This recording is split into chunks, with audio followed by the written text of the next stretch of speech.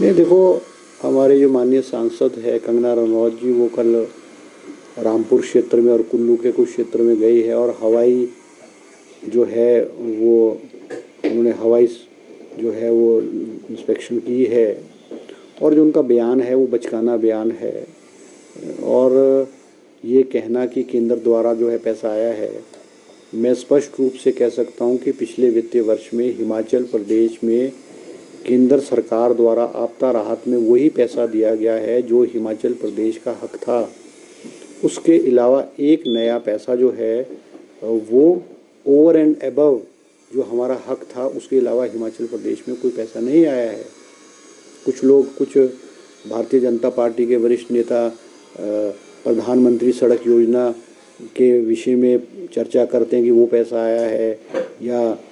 प्रधानमंत्री आवास योजना जो पंचायतों की स्कीम है उसके बारे में चर्चा करते हैं। तो ये स्कीम्स तो नॉर्मल रूटीन की स्कीम्स है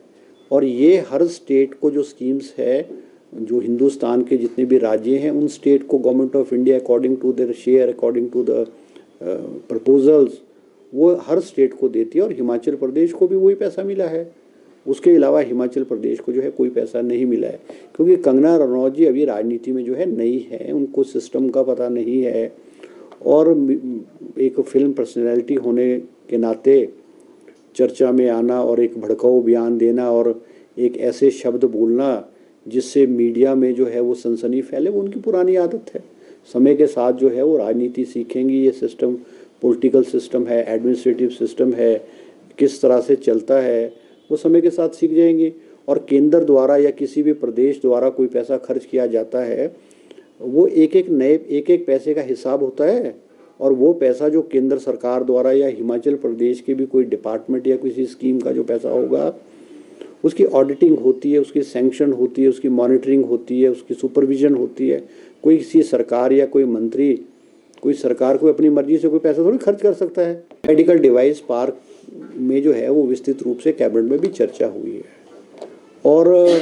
क्योंकि सरकार को ऐसा लगता था कि मेडिकल डिवाइस पार्क से हिमाचल प्रदेश को कोई ज़्यादा लाभ होने वाला नहीं है, क्योंकि उस पर जो बिडिंग के आधार पे मेडिसिनल डिवाइस पार्क पूर्व की भारतीय जनता पार्टी सरकार ने लिया था, उसमें